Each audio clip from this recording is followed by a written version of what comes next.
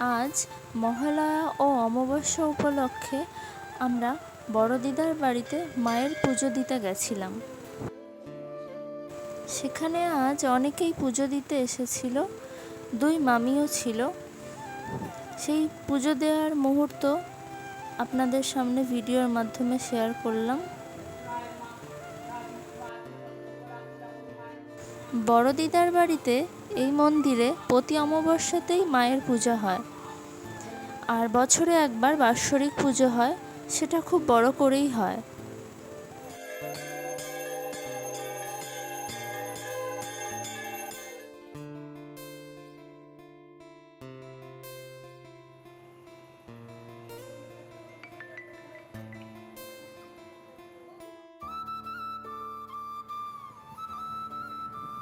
দেবীপক্ষের সূচনা আজ আমরা এভাবেই করলাম।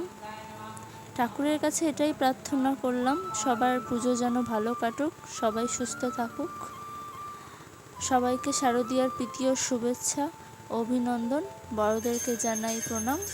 সবাই ভালো থাকবেন, সুস্থ থাকবেন। আমাদের এই নতুন চ্যানেলের ভিডিওগুলি যদি আপনাদের ভালো লেগে থাকে তাহলে লাইক ও ফলো করে আমাদের সাপোর্ট করবেন। নমস্কার।